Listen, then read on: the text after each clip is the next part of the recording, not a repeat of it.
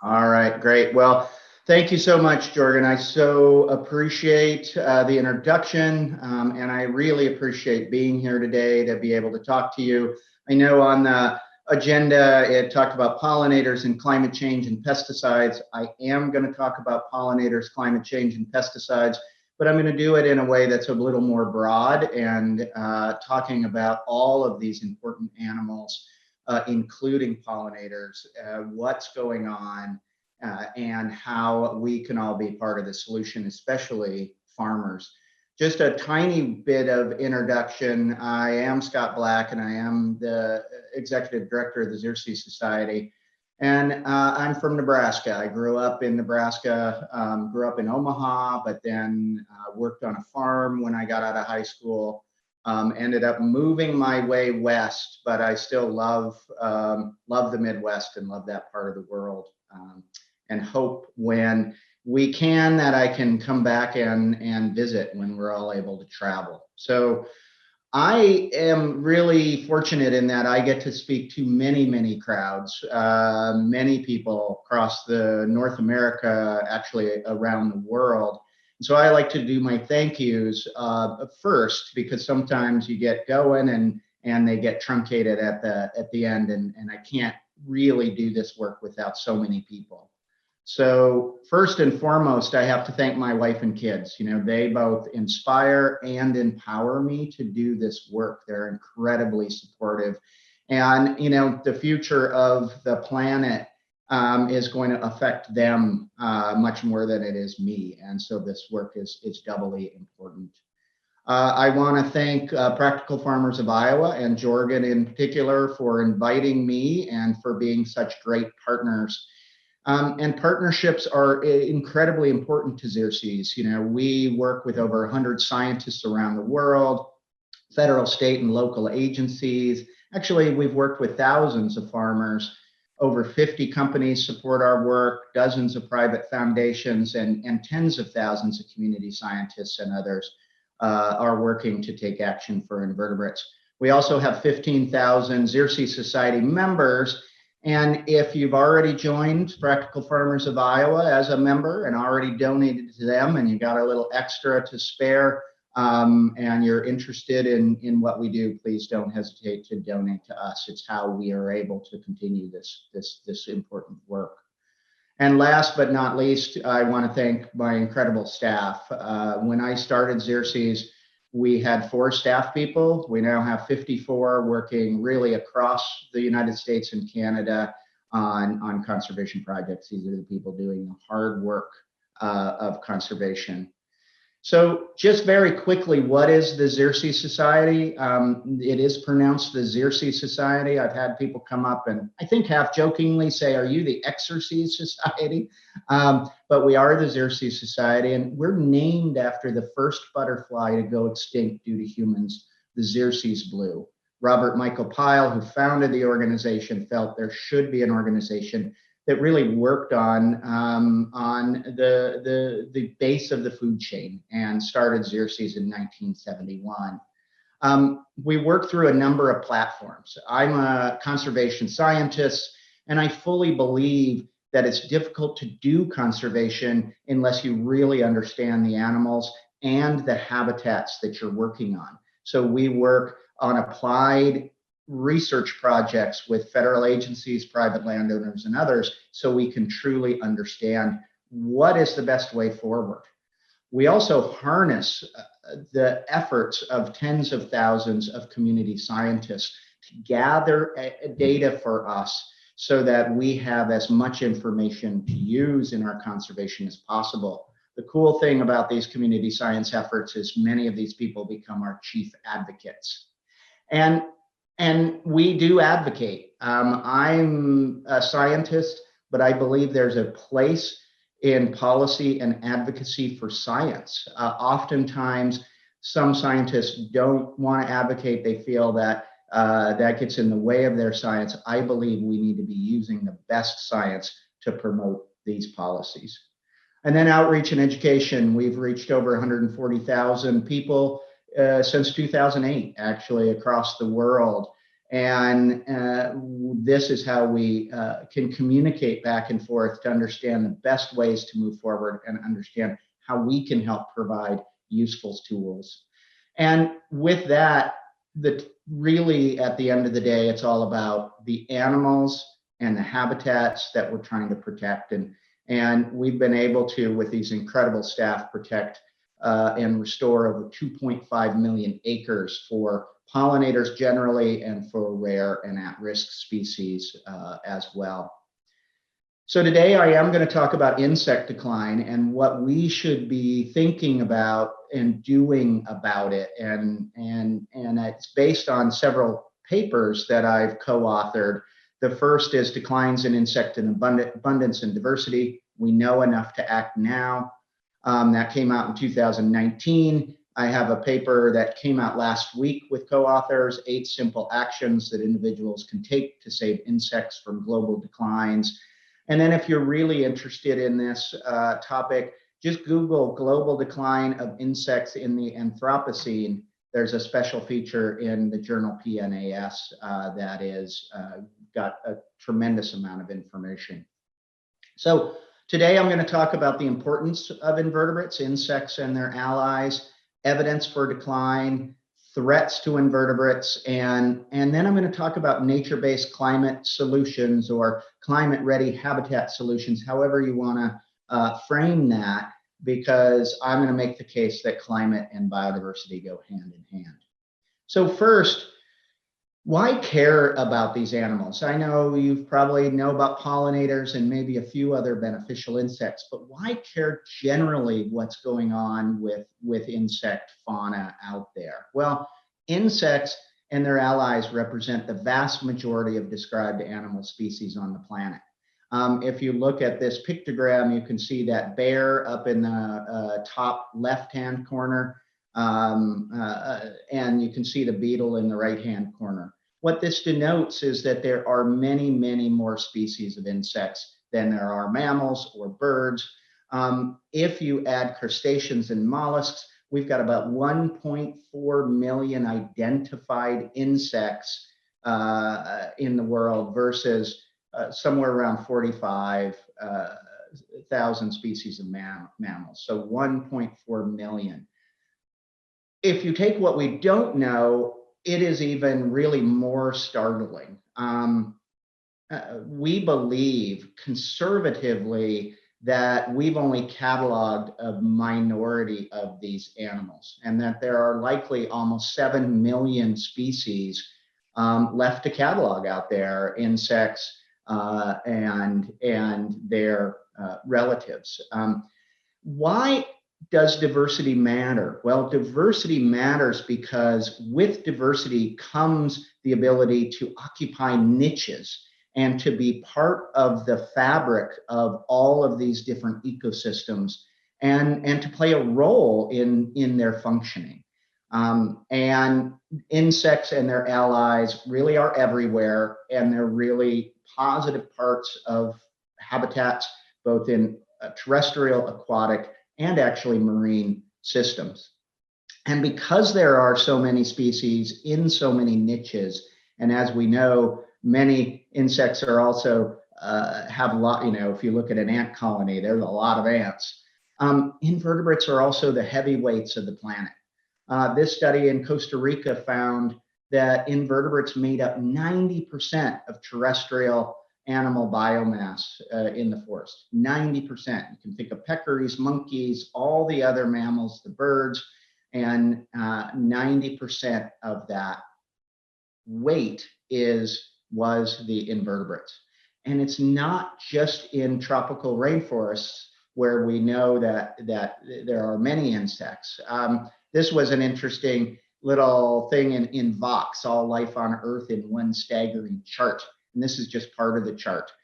And they looked at gigatons, which are equal to 1 billion metric tons of carbon. You can see that arthropods are 1 gigaton of carbon on the planet, whereas humans are 0.06 and fish are 0.7. So insects are everywhere. There are many species, and they're important because their biomass is so great. They really are the underpinning of almost every food web. 96% of songbirds rear their young on invertebrates. That's startling, 96%. Most birds rely to some extent on invertebrates. And, even game birds, we would not have our game birds without insects to feed their young. If you like to fish, or just like that, that fish are in our streams and rivers, fish would really, most freshwater fish, especially when they're young, are insect and other macroinvertebrate eaters. I know the Midwest no longer has brown bears, grizzly bears, but I think it's a good little story in that even these large mammals pretty much fully rely on insects. Salmon have to have insects in the stream to make it to the ocean and then to make it back. And they're a major food source of grizzly bears. The other major food source are berries, which are pollinated by insects. So grizzly bears really are reliant on insects. Who would have thought? Insects and other invertebrates are also really important for decomposition, both plant, human, animal waste. Up to 90% of that, the initial decomposers are these insects. That's why they are so important in soil health. And then, as you've probably heard, because there's been a lot of talk over the last decade about pollinators, more than 85% of flowering plants require an animal, mostly an insect. 85%, that's a large number. This is why I often say that insects and plants are really the fabric of the planet. And they really are driving systems. Whether driving them in a good way or not a good way depends on how we manage them. And you've seen these statistics: 1 in 3 mouthfuls of food, 35% of food production, and these are our most vitamin-rich and mineral-rich items. And last, of course, pollination is really important for a whole variety of animals. They both eat insects and then they eat the product of insects, often with the fruits and seeds. I go to Washington, D.C. a lot, and this is one of the slides I show. Insects are worth about $70 billion. This is a very conservative estimate. $70 billion to the economy of the United States. That's annual. That's a lot of money. But unfortunately, insects are, and their allies are in decline. And you're wondering why I'm showing this really cool car. As I mentioned, I grew up in Nebraska and grew up in Omaha, but then did my initial schooling in a place called Chadron, which is on the entire other side of the state. And after high school, I worked hard so I could afford this car. This was my pride and joy, my 1971 Mach 1 Mustang. And I would drive from Chadron 8 hours across the state to Omaha and back a lot. And because it was my pride and joy, I wanted this car to be sparkling because I thought it was great when you're 18. You got a hobby like this. It can be all consuming. But one thing I found is that I was washing my car all of the time. Every time I'd go across the state, it would just be splattered with insects. Interestingly, after I got this job at Xerces in 2003 and 2004, I made several trips across Nebraska, sometimes with my family, sometimes often with a much more fuel efficient car. But what struck me is I was just seeing less insects. I was seeing less insects on the windshield, seeing less insects on the grill. And I reached out to colleagues around the country, around North America, around the world, and asked, am I seeing something that is anomalous, or are you seeing it as well? And interestingly, 201, all of these scientists came back and said, we're seeing the same thing. We're not finding the insects we used to collect around lights. We're not seeing them on our windshield. We're just not seeing as many insects. But this is not really science, and perception can be problematic. So when people talk about the windshield effect, I think it's an interesting thing to talk about, but to really understand what's going on, you need to have data. And so what happened after 2004 and 5 in the world of insects was that people started to look and gather that data. And then with colony collapse, that put even more pressure. And unfortunately, what we were seeing is likely that there are just less insects out there because an increasing number of studies are showing decline in insect populations around the world. And, pollinators are really popular, and especially after colony collapse, we started getting a lot of studies of pollinators. And we know that honeybee keepers have a really hard time. But one thing to point out is honeybees are not in danger of extinction. We have actually more honeybees now on the planet than we ever have because we manage them. This doesn't make it any easier for the honeybee keepers who are struggling because they're losing so many of their stock every year, but they are not going to go extinct. But studies really have shown that our wild pollinators are in trouble, and many of them may end up heading towards extinction or are already heading towards extinction. And this group is hyperspeciose, right? Insects, as I mentioned, and their allies, 1.4 million species. It's very difficult to study all of them, to even know all their life histories. So the way we've tried to get a handle on this is really looking at some of the better studied groups. And one of the best studied groups are bumblebees. They're a manageable group with, who, depending on who you talk, 57 or 58 species in North America. And we've been able to do an analysis, an assessment of the entire fauna in both North America and Mesoamerica. And what we have found is really disconcerting. My staff, working with a number of scientists and the International Union for Conservation of Nature, has found that 28% of bumblebees are considered threatened in North America. And that is a large number, more than a quarter. Even worse in Mesoamerica with 41%. And other colleagues did a similar assessment in Europe and found 23.5% of these species are threatened and may go extinct. This is epitomized by the rusty patch bumblebee. The rusty patch bumblebee used to be one of the more common species throughout its range, and it's declined by 90%. You can see the shaded out area is the former range, and the yellow splotches with the red dots are areas where we know that the bumblebee is still extant. And because of this decline, this became the first bee in the continental US to be protected under the Endangered Species Act. Our goal, and I know the goal of many of you, is to not see this with our other species. And I'll talk about how I hope we can get there. Butterflies are another really well-studied group. And unfortunately, we're seeing very similar declines in our butterfly fauna. Butterflies are not important for pollination in agriculture, but they are really likely important for pollination of some plants in wild areas, and are very important for the food chain and for a variety of other reasons.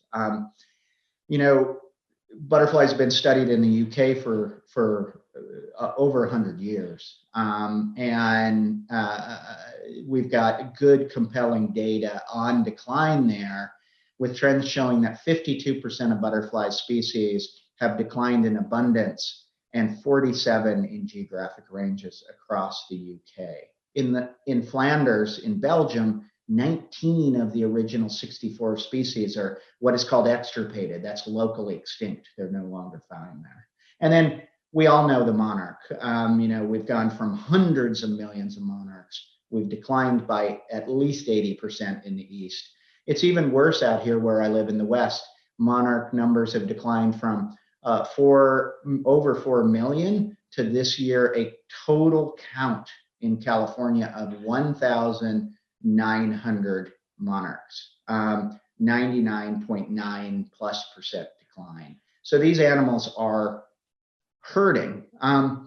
We don't have a lot of long-term data for many of these species because many people were not looking or thinking that some of our common species like monarchs or other species would start to decline, rusty patch bumblebee.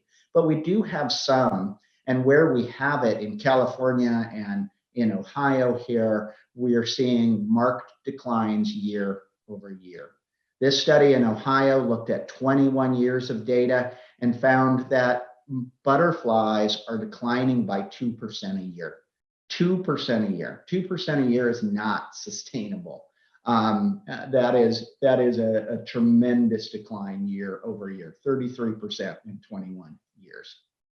I was part of a group of a large number of scientists that worked with the UN a few years ago on this intergovernmental science policy platform on biodiversity and ecosystem services.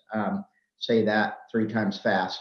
And what we found is that almost 40%, or maybe more than 40% of invertebrate pollinator species may face extinction in the coming years. So this is an issue we've got to get a handle on. But it isn't just our pollinators. Many studies across the world are showing sharp decline in aquatic species. This study in the Midwest found that biomass of mayflies has declined by over 50%. These are the animals that feed our birds and feed our fish, and we've got to take action here as well. Tiger beetles, important predators. A third of tiger beetle species and subspecies are likely threatened and or endangered.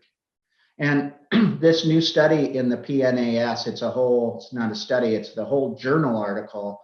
In the introduction, they say this: while there's much variation across time and space and taxonomic lineage, we've got a lot of species out there in a lot of places. Reported rates of annual decline in abundance frequently fall around 1 or 2%. Simply unsustainable, and we need to take action to really correct this. And I would contend that all species, of course, are worth protecting and preserving, like the monarch butterfly, and Xerces does a lot of work on the conservation of the monarch butterfly. But this current crisis is much larger than individual species and really rises to losing key ecological functions. And that is why we really need a clarion call to do things a bit differently.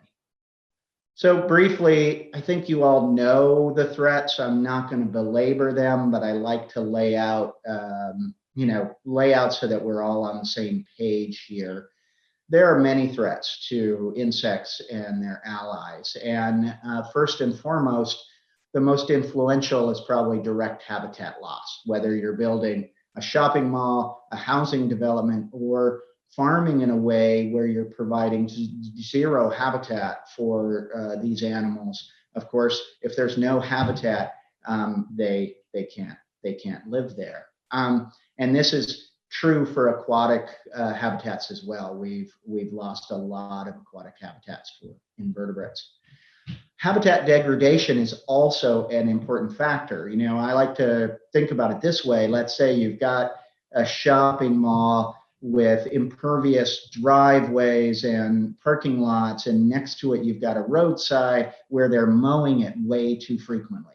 You've got no habitat, and then where you could have habitat, you are degrading that habitat. So we've got direct habitat loss, and we've got degradation due to overgrazing and overmowing, invasive plants, conifer encroachment, a lot of other issues affecting the landscapes that remain. And of course, pesticides have been implicated in decline of insects and other invertebrates. And the verdict is in. This is not a debate. Especially insecticides are driving insect populations down. You couple that with the habitat loss, and you've really got the two major issues that we need to focus on. And the use on farms and for mosquito management is problematic. But I'm very careful to not point fingers at farmers, because we use more pesticides in urban areas, in many cases, urban and suburban areas, than we do in agricultural areas. And it's in the quest for the perfect lawn and the perfect rows. And we need to get a handle on pesticide use across these systems, not just in farming, but in all of our life. Disease is also a major driver. One of the reasons Rusty Patch has probably gone from a lot of its former range is due to disease. We move animals around the planet, and with them, they bring novel diseases. Commercial bumblebees likely have led to decline in bumblebees around the world. Honeybees also can spread disease to our native pollinators. And so we have to be thoughtful about when we're moving these animals around. And it's not just disease. Classical biocontrol has led to declines in many species. And classical biocontrol can be an important tool to use in farming, but we need to be thoughtful about what species we move around and how they are going to interact with their systems, because once they're released, many of these species just take up residence. They don't go away. This is the 9-spot lady beetle, which is the state insect of New York State and is no longer found in New York. It's been extirpated because of classical biocontrol and the release of non-native lady beetles. We've got parasitoid flies released for biological control that are linked to declines in large silk moths in England. One study conducted in Hawaii found that 83% of parasitoids raised from native moths were former biological control agents. So we really need to be thoughtful about moving animals around the planet. Lights, I'm not going to talk anymore about lights, but lights impact night flying species like fireflies and moths. And remember that moths are, there are 10 times as many moths as butterflies out there. We just don't usually see them because they're out at night. They're incredibly important for ecosystems. And turning off our lights or just changing the kind of lights we use can really help. So we've got guidelines on fireflies and what you can do at our website. And then last, but certainly not least, really climate overlays everything, and climate change is here. The verdict is in, and it exerts powerful effects on the distribution and abundance of all animals. And a study a couple of years ago modeled that if we go up 3 degrees, insects will likely lose up to half of their habitat without us, destroying any of it. It's just that it will become unsuitable because of climate. A new study actually suggests that wild bees are more affected by climate change than by disturbances of their habitat. So in the end, as you're thinking about conservation, and I know I've been really depressing, I'm going to get to solutions here. It's only 10 in the morning there, so don't start drinking yet. But it is really death by 1,000 cuts. And as we think about conservation, we need to think about it holistically. It's not about one thing, flowers. It's not about one thing, pesticides. It's about all of the things that we need to think about in our conservation. And if you look at this, climate change is all across the top, and then habitat issues are really across the bottom. But we're really seeing these declines because of these multiple causes. So what do we do? Well, I think we really need to focus on what I call nature-based climate solutions. And it's vital that we work across all ecosystems. If we hope to stem the losses, society's got to protect and restore at all levels. Native plants are going to be key, and we need to do this from wildlands to urban cores. And we need to not forget about our waterways. Oftentimes, and Xerces has a large focus on pollinators, and terrestrial conservation actually will also help our waterways. It is all connected, but we should be thinking about our rivers, our streams, our wetlands as part of this effort. And although there are gaps in research, it is becoming clear that we need this high quality habitat, but we also need travel corridors or stepping stone habitats so that species can move across the landscape. They've always moved. Species have always been moving, and they still need to move. But with climate change, they are likely moving in different ways. And if we are able to allow them to move across the landscape, we're likely able to allow them to persist in these landscapes. And then stressors, I'm going to talk more about pesticides, but we definitely need to deal with stressors as well. Now, climate change and biodiversity, it's really a win-win or a lose-lose. Biodiversity plays a really important role in climate mitigation and adaptation, thus making it a key contribution to our efforts on climate change. At the same time, meeting mitigation targets is essential to avert biodiversity loss. As I mentioned, that study showing that we're going to lose a lot of insect habitats simply from climate change. So I really contend that it's impossible to address biodiversity loss without addressing climate change, but that it's equally impossible to tackle climate change without addressing biodiversity loss. We have to look to both for the solutions. And that's where nature-based climate solutions come in. You know, they tweaking what we do, what we're already doing, this climate smart habitat conservation that I think Jorgen and others talk about is key, because in doing so, we can reduce greenhouse gas emissions related to land use, we can capture more carbon, and we can improve resilience of ecosystems. So it helps these plant and animals, including us, adapt to climate change. And this doesn't mean some new holistic way of doing, you know, it doesn't mean a big shift in what we're already doing for pollinators. It means just being thoughtful about the way we do it and thinking to the future in how we can get the best bang for our conservation buck. And as I mentioned, natural areas are key. I really think that natural areas are the glue that really holds all the other habitat together. And vegetation management and restoration really needs to be maximized. It needs to maximize the diversity of native floral resources out there. And we've got to do a better job of managing our fire management, mowing, grazing, and invasive species removal, because we can do this in concert with nature, or we can do it as opposed to nature, and we can go a long way by just tweaking what we do.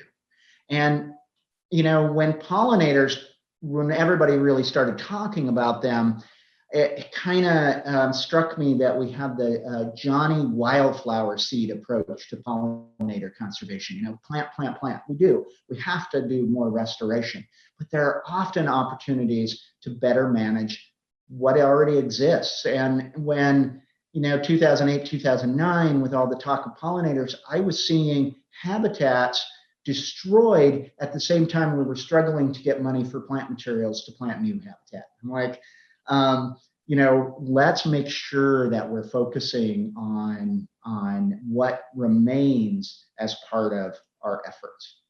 Now, natural areas are key, but I think towns and cities are also essential. 80% of people live in towns and cities. They can become a huge voice for these issues. They buy your food.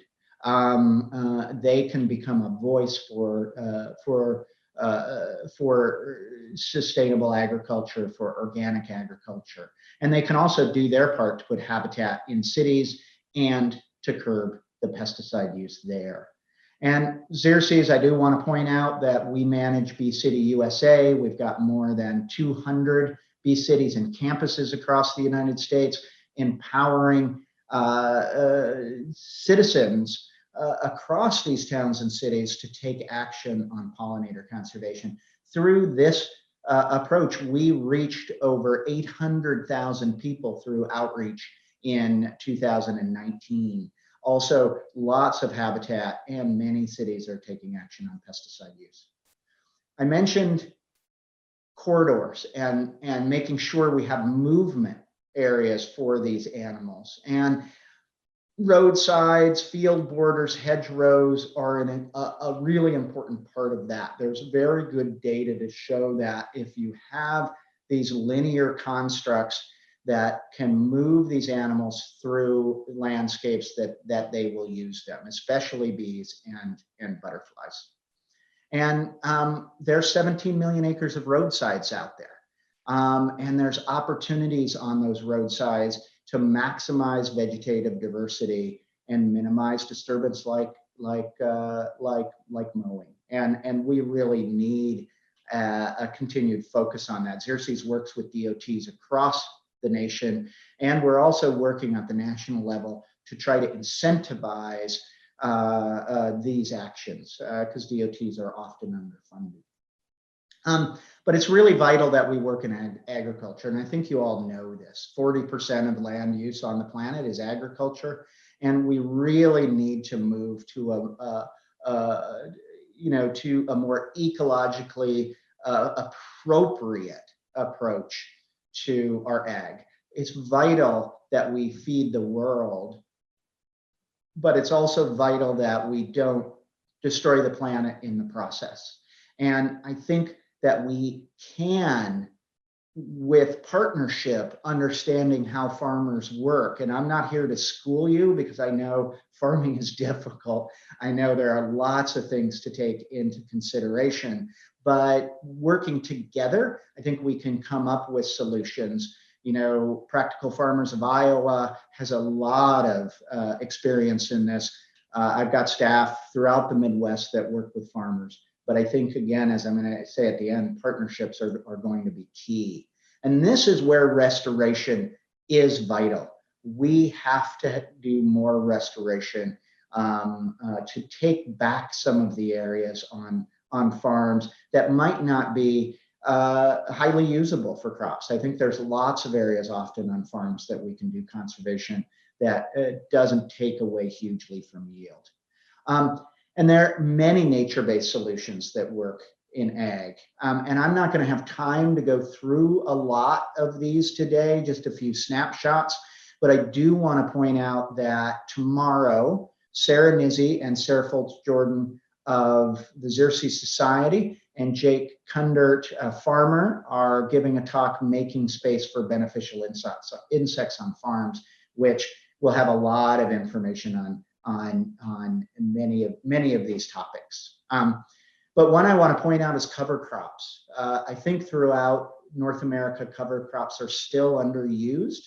A study came out that showed that a quarter of ag land could be put into cover crops at some part of the year or in some years. And we need to really do this because cover crops really do help from both a biodiversity and from a climate point of view.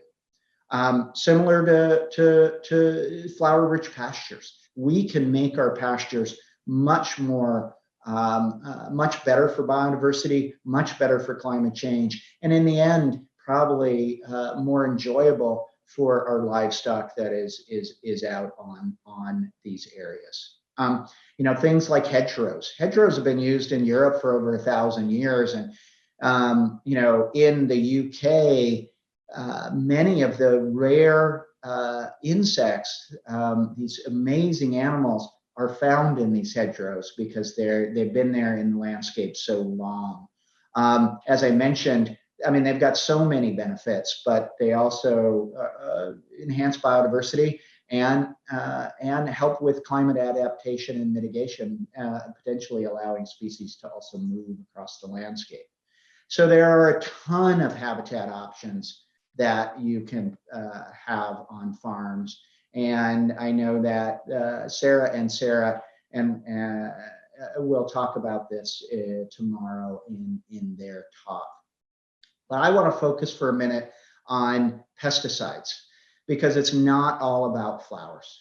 To solve our insect decline, biodiversity, and climate crisis, we really have to change the way we use pesticides. We overuse pesticides on much of our landscape. And The verdict is really in. Many studies have shown that pesticides are a leading threat to the conservation of insects, including pollinators. And we know that they don't stay where we put them. And that's one of the major problems with pesticides. They often move far beyond the borders of a farm or a park or a yard. And they do that through many different ways. I think traditionally, when I started this, spray drift was what we talked about most. The drifting of these off-site. But now with the advent of seeded treed, we've got dust that comes off of the seed when it's planted. Many of the new pesticides are highly mobile and hydrophilic, meaning they attach to water and move through the landscape, whether into groundwater, whether into underground habitats, affecting soil, insects, and other invertebrates, and into our water bodies. Many of these newer classes of insecticides also persist for a long, long time. And I know you've all heard of neonics. Neonics are highly toxic. They're systemic, so they get in the entire plant and can be found in pollen and nectar. Some of these can be persistent for years in soil and in plant tissue, and they're highly mobile. And we should have a focus to make sure that these really bad actors are minimized or are not part of any toolkit we use. But if we're going to tackle this issue in a meaningful way, we can't just focus on neonics. There are a lot of insecticides out there, not all of them neonics, but some of the others have major ecological problems. So we really need to move to a truly ecologically based integrated pest management approach, and not focus on one or two pesticides, but focus on how we're approaching the management of these landscapes. I do want to mention, because I'm very, very excited about this, that Practical Farmers of Iowa has just received a grant from the Wildlife Conservation Society for a new project called Accelerating the Adoption of Climate-Ready Pollinator Habitat in the Driftless Area of Iowa, Minnesota, and Wisconsin. We're excited to be partners. The U.S. Fish and Wildlife Service is partners. Many, many farmers in this area are going to partner on this as well. And it's really got some, what I think are really neat goals.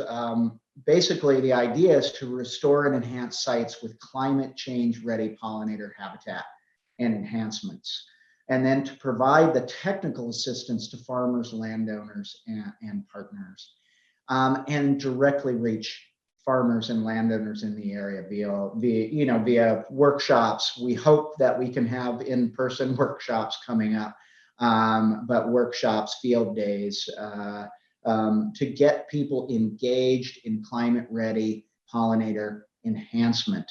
Now, just because you're not in the driftless region, I want to point out that doesn't matter. I know Practical Farmers of Iowa, certainly Xerces as well. We've got staff in the Midwest that can provide advice, technical assistance to you to do these types of projects, whether you're in the driftless region or not. But if you are in the driftless region, reach out to Jorgen and see if you can be involved in this specific project, or if you're connected to my staff, reach out and we can connect together with Practical Farmers of Iowa. And I just want to say a couple last take-home messages is throughout much of this, I've talked about how we work with people.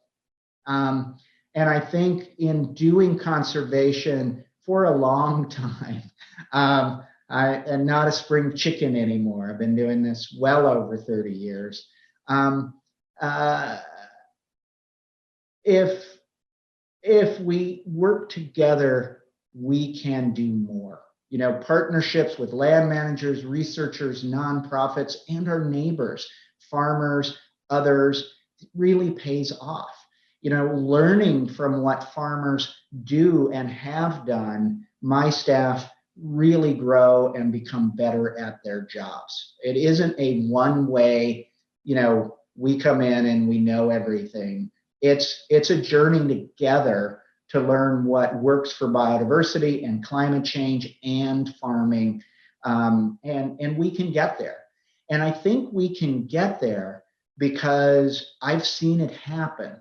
I have worked on conservation for years, and I know that if we maximize biodiversity in plant landscapes, we minimize insecticide use and other pesticide use, we see change. We see an improvement of populations of bees, butterflies, and many, many other beneficial insects, and added benefit of more birds and other animals that need these animals to survive. So taking these actions works. We just have to figure out the best way to work these actions in to your working farms, or whether you work in farming or a natural areas manager or work on a city park or just a gardener, working that into your lives. And we can make a big difference for these animals. So I do want to just point out that I know Practical Farmers of Iowa has a ton of resources and that can help. Xerces has a lot of resources on our website. All of these resources are free to download. And I do want to mention our Be Better Certified. Be Better Certified is the only third-party certified pollinator conservation program out there. Go to our Be Better Certified website, find out more on how you can become Be Better Certified, protecting pollinators for the future of all of us. And with that, thank you for taking the time today. Sorry I couldn't be there in person. And I'm really hopeful that if, as President Biden has done, asked us all to be careful, all to wear masks for 100 days, we can get the economy back going. We can protect our grandmothers. So be diligent. I see the light at the end of the tunnel. I hope anyway. So thanks to everybody, and I hope you stay safe in the coming months until we can get past this. Thank you so much, Scott. That was really excellent.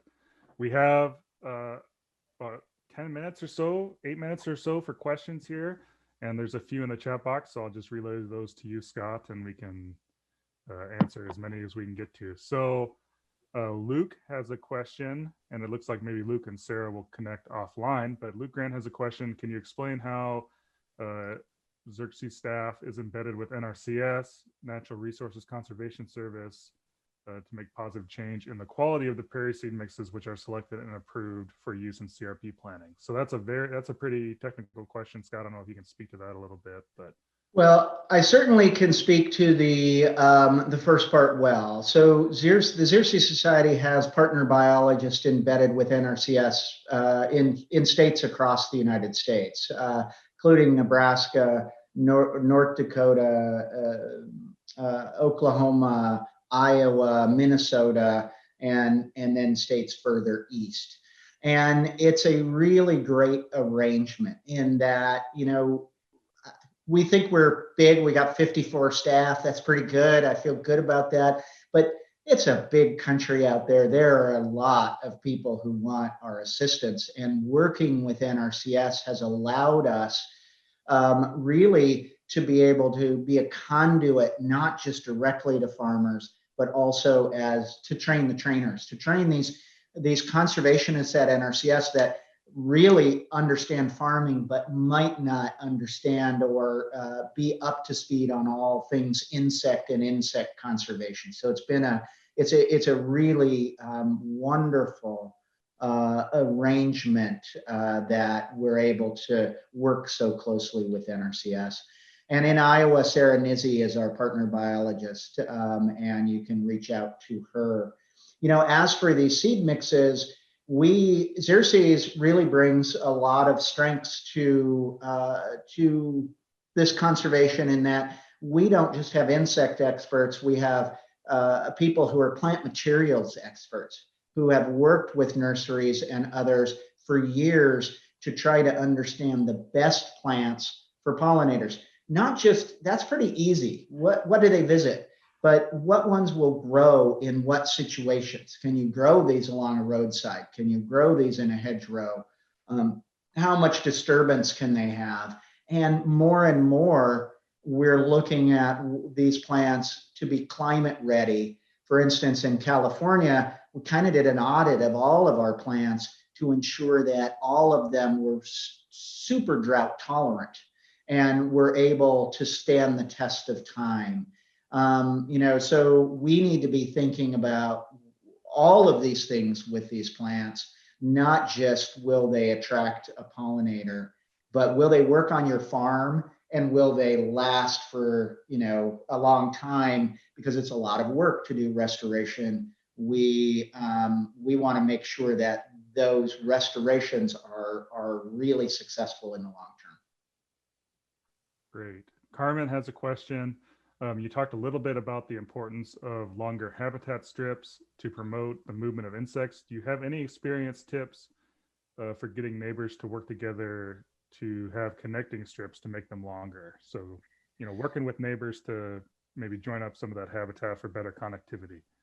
Yeah, so, we do. We are doing a project in California where we're basically trying to link up habitat across the Central Valley. The Central Valley is highly industrialized ag with not a lot of habitat. And the goal is working with multiple landowners through Be Better Certified, through NRCS, and working with U.S. Fish and Wildlife Service and California Department of Fish and Wildlife to link up habitats across across these landscapes so that we can allow species to move as they need it.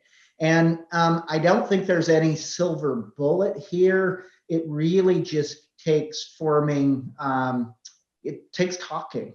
It takes going out and doing farm walks or doing a farm breakfast or getting to know these farmers. But when you have a farmer, we have this farmer who we've worked with who was just so excited because he felt if we could get more hedgerows on his farm, he could link up to a local state wildlife area. And he was so excited to try to do it. And he was willing to talk to his neighbors to see if they would get in so that we could, the Sacramento River on one side and a wildlife area on the other, to see if we could link up these habitats. And there's nothing better than farmers or landowners talking to other landowners to get them engaged. If you are an excited farmer or have excited farmers, a lot better to have them go to their neighbor than somebody from outside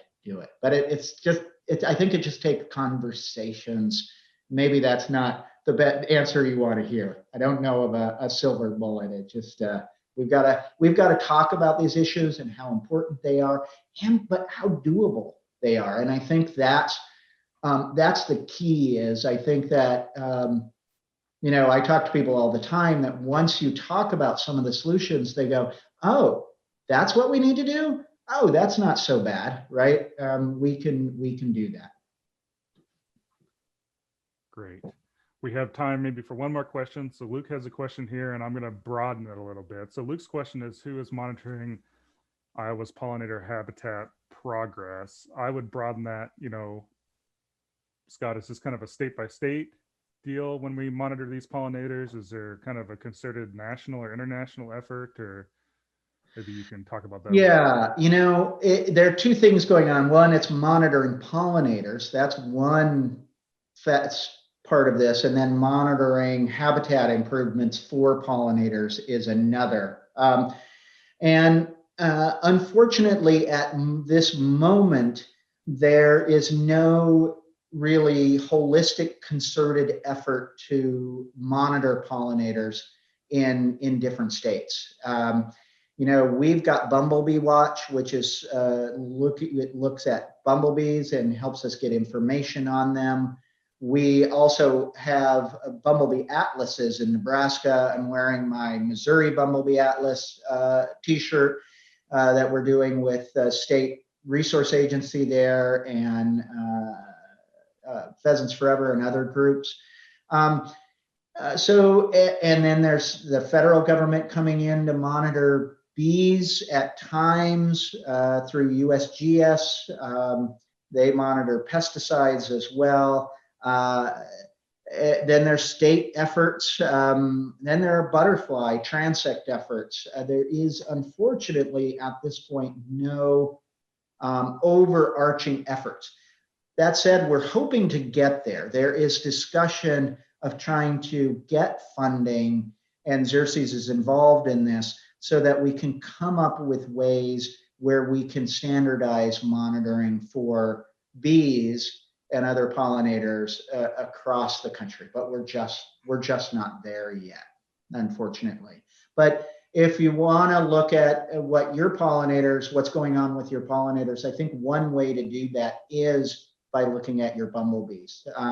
Bumblebees are a manageable group that if you go to Bumblebee Watch, you can start to learn your bumblebees, and over time, we can start to look at the differences in bumblebees, because it's hard to, it's hard to monitor all several hundred species that we'd find in Iowa. Right. Well, with that, we are at 11 o'clock, and I want to make sure we leave time for people to get to the next sessions. Carmen has a comment here. Scott, she asked a question about working with neighbors. She says, thank you so much. I love to see neighbors working together, and think that connecting habitats could be a really exciting project for folks. So it sounds like there's some excitement there. And Fred has a question about invasive species management. I see Sarah Nizzi is in the chat. Maybe Sarah Nizzi can follow up with Fred and help address some of those questions about invasive species management in his woods and some of his other hay ground and stuff like that. Yeah, I think Sarah would be well suited for that question. Probably better than I am. Sarah can't respond to us, but she's getting volunteered to help answer. All right. And with that, I just want to say thanks again, Scott. We really appreciate your time here this morning.